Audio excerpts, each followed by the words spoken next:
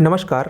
अमन study point पर आप लोगों का हार्दिक स्वागत है। जीएस क्विक रिवीजन सीरीज के अंतर्गत आज का ये 14वां वीडियो है।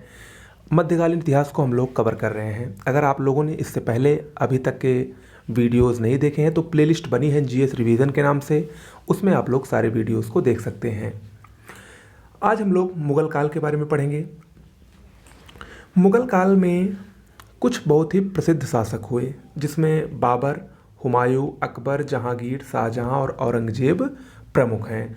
तो इन्हीं सबसे संबंधित जो कुछ प्रमुख बातें हैं, जो कुछ इनके द्वारा किए गए महत्वपूर्ण कार्य हैं, महत्वपूर्ण स्थापत्य हैं या अन्य क्षेत्रों में किए गए जो प्रमुख कार्य हैं, उसको हम लोग जो परीक्षा की दृष्टि से अति महत्वपूर्ण होंगे उसको देखेंगे। इसमें हम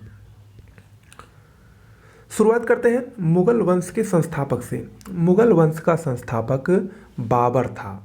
1526 ईस्वी में इसने मुगल वंश की स्थापना की। ये दो बहुत ही प्रसिद्ध वंशज के तरफ से था। अगर हम बात करें बाबर की, तो बाबर पिता की तरफ से तैमूर लंग बहुत ही प्रसिद्ध था। तैमूर लंग उसका ये 5वां वंशज था, जबकि माता की तरफ से चंगेज खां का ये 14वां वंशज था। तो यानी दो प्रसिद्ध, दो महत्वपूर्ण शासकों का खून इसके अंदर था, तैमूर लंग और चंगेज खां। ओके।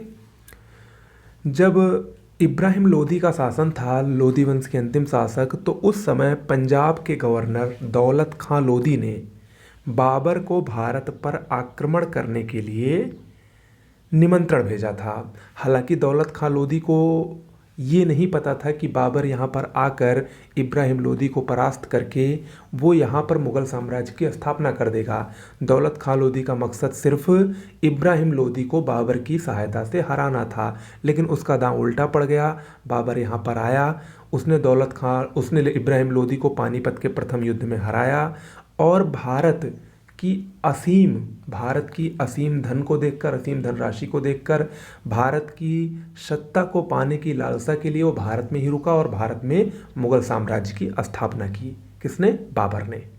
ओके। बाबर का शासनकाल बहुत ही कम था। 1526 से 1530 तक इसने शासन किया, लेकिन इन 4-5 वर्षों के शासनकाल में उसने बहुत ही महत्वपूर्ण युद्ध लड़े, जिसमें जो सबसे पहला युद्ध उसने लड़ा, पानीपत का प्रथम युद्ध, बहुत बार पूछा गया है। 1526 ईस्वी में बाबर और इब्राहिम लोदी के बीच में लड़ा गया, जिसमें बाबर ने इब्राहिम लोदी को पराजित किया। इसी युद्ध में सबसे पहले तुगलुमा युद्ध पद्धति का प्रचलन हुआ। तुगलुमा युद्ध पद्धति का प्रचलन हुआ। ओके। और इस युद्ध में जीत के पश्चात बाबर ने काबुल में सबको एक एक सोने का सिक्का बंटवाया, सभी नागरिकों को, और ऐसा करने के बाद वह कलंदर कहलाया। उसको कलंदर की उपाधि मिली। ओके। पहले युद्ध के बाद दूसरा युद्ध उसने ठीक 1 साल बाद 1527 में खानवा का युद्ध लड़ा, बाबर और राणा सांगा के बीच। इस युद्ध का महत्व ये है कि इस युद्ध में बाबर ने जिहाद का नारा दिया और गाजी की उपाधि धारण की। इसके बाद 1528 में चंदेरी का युद्ध लड़ा बाबर और मेदिनी राय के बीच में, जिसमें बाबर विजयी हुआ।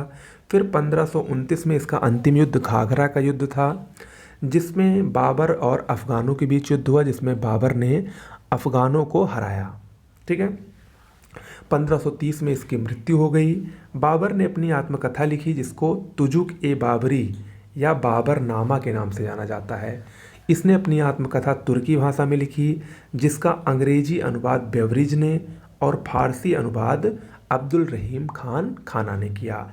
इम्पॉर्टेंट है, बहुत इम्पॉर्टेंट है।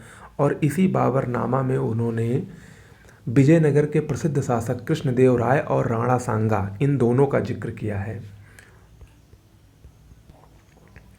ओके। इसके बाद बाबर के पश्चात उसका पुत्र हुमायूं बैठा गद्दी पर।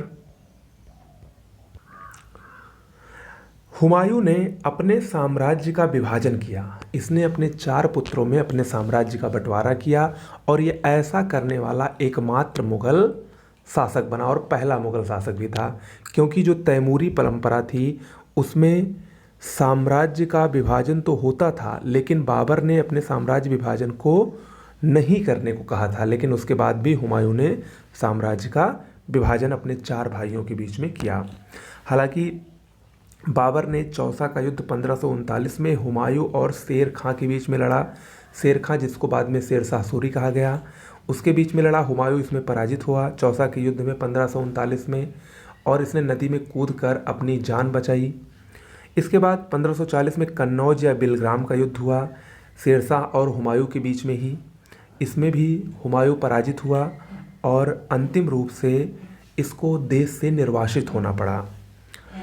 और 1540 में देश से निर्वासित होने के बाद शेरशाह सूरी ने द्वितीय अफगान राज्य की स्थापना की और हुमायूं का निर्वासन हुआ। इसके बाद फिर 15 साल के पश्चात 1555 में सरहिंद का युद्ध में हुमायूं ने सिकंदर सूर को हराया और फिर से एक बार गद्दी पर बैठा। हालांकि 1555 में ही उसकी मृत्यु हो गई हुमायूं की। हुमायूं ने दिल्ली में दीन पनाह नगर और मीना बाजार की शुरुआत की थी। ठीक है, तो हुमायूं का शासनकाल जो था वो संघर्षों में व्यतीत हुआ और बाद में सीढ़ियों से ही गिरकर उसकी मृत्यु हुई दीन पनाह भवन में। ओके, इसके बाद द्वितीय अफगान वंश जो आया, जिसका संस्थापक शेरशाह सूरी, इसको शेर खां या फरीद भी कहा जाता है, ये द्वितीय अफगान वंश का संस्थापक था।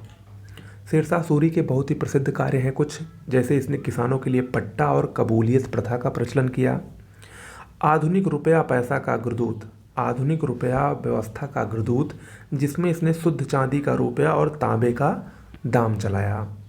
भू राजस्व निर्धारण की जब्ती प्रणाली, जो आगे चलकर बहुत ही प्रचलित हुई अकबर के काल में, उसका जन्मदाता शेरशाह सूरी ही था। ओके, इसके बाद शेरशाह सूरी के बाद 1556 में अकबर का शासनकाल आता है। अकबर 1556 से 1605 तक अकबर का शासन काल था। अकबर का जन्म 1542 में अमरकोट के राजा वीर साल के महल में हुआ था। 1556 में इसका राज्याभिषेक हुआ और हालांकि जब इसका राज्याभिषेक हुआ तो इसकी उम्र मात्र 14 साल की थी, इसीलिए ये बैरम खां के संरक्षण में रहा। 1556 से 1560 तक ये बैरम खां के संरक्षण में रहा, जबकि 1560 से 62 तक ये अपनी धाय मां माहम अनगा के संरक्षण या प्रभाव में रहा, जिसको पेटीकोट शासन भी कहते हैं 1560 से 62 को। अकबर भारत का प्रथम राष्ट्रीय सम्राट था। अकबर मुगल साम्राज्य का एकमात्र अनपढ़ मुगल शासक था, ये पढ़ा लिखा नहीं था। पानीपत का द्वितीय युद्ध हेमू और बैरम खां, जो कि अकबर का संरक्षक था, उसके बीच में हुआ 1556 में, जिसमें हेमू, जो कि अफगान वंश का था, उसको निर्णायक रूप से हराकर अफगान वंश की सत्ता सदैव के लिए समाप्त कर दी गई मुगलों के द्वारा। हेमू के बारे में, जिसको हेमचंद्र भी कहा जाता है, ये दिल्ली के सिंहासन पर बैठने वाला मध्यकालीन भारत का प्रथम और अंतिम हिंदू सम्राट था, याद रखिएगा। अकबर 1556 से 60 तक बैरम खां के संरक्षण में तथा 1560 से 62 तक माहम अनगा के संरक्षण में रहा। अकबर ने सर्वप्रथम राजपूतों के कछवाहा वंश से संबंध स्थापित किया था। मोस्ट इंपॉर्टेंट है, बहुत बार ये परीक्षा में आया है। कछवाहा वंश से सबसे पहले संबंध अकबर ने स्थापित किया था। अकबर ने बहुत सारे अभियान, विजय अभियान किए, जिसमें सबसे प्रसिद्ध उसका गुजरात अभियान है 1572 में। 1572 में अकबर ने कृषि और व्यापारिक दृष्टि से गुजरात मजबूत होने के कारण गुजरात पर इसने विजय की और वहाँ की जो लगान व्यवस्था थी, भू राजस्व व्यवस्था थी, वो टोडरमल को दिया और इतनी तीव्र गति से इसको आक्रमण किया कि इतिहासकार स्मिथ ने इस आक्रमण को ऐतिहासिक द्रुतगामी आक्रमण कहा था। हल्दी घाटी का युद्ध 1576 में महाराणा प्रताप और अकबर के सेनापति मान सिंह के बीच में हुआ था। ये भी बहुत ही महत्वपूर्ण है, उसमें महाराणा प्रताप को हार मिली थी, मान सिंह विजयी हुए थे। अकबर का अंतिम सैन्य अभियान असीरगढ़ अभियान था। 1601 ईस्वी में असीरगढ़ अभियान अकबर का अंतिम सैन्य अभियान था। अकबर द्वारा किए गए कुछ महत्वपूर्ण कार्यों को देखें तो अकबर ने 1563 में तीर्थ यात्रा कर और 1564 में जजिया कर की समाप्ति की। 1575 में इन्होंने इबादत खाना का निर्माण किया, जो कि एक धार्मिक चर्चा का भवन था। इबादत खाना का निर्माण किया जो कि एक धार्मिक चर्चा का भवन था। ओके। 1582 में दीन-ए इलाही की स्थापना की। दीन-ए इलाही का प्रधान पुरोहित अबुल फजल था, जबकि इसमें भाग लेने वाला पहला हिंदू बीरबल था। 1583 में इलाही संवत का प्रचलन किया। 1575 में मनसबदारी व्यवस्था का इसने प्रचलन किया। मनसबदारी व्यवस्था के बारे में हम लोग आगे पढ़ेंगे जब मुगलकालीन प्रशासन को मैं आपको बताऊंगा। अनुवाद विभाग की स्थापना की। जैन संत हरविजय सूरी को जगत गुरु और जिन प्रभा सूरी को युग प्रधान की उपाधि इसने दी। अकबर के दरबार में प्रसिद्ध नवरत्न रहते थे, जिसमें बीरबल, अबुल फजल, तानसेन, अब्दुल रहीम खान खाना, मान सिंह, टोडरमल, फैजी, मुल्ला दो प्याजा और हकीम हुमाम, ये नवरत्न अकबर के दरबार में रहते थे। जिसमें सबसे प्रसिद्ध तानसेन थे, जिनका वास्तविक नाम रामतनु पांडे था। इनको अकबर ने वाणी विलास खंडाभरण की उपाधि दी थी। ओके, तो आज के लिए इतना ही। अकबर के बारे में इतनी बातें आपको जाननी बहुत ही महत्वपूर्ण हैं। शेष जो इसके द्वारा और किए गए प्रशासनिक कार्य हैं उसको हम लोग जब मुगल प्रशासन पढ़ेंगे तो उसमें देखेंगे।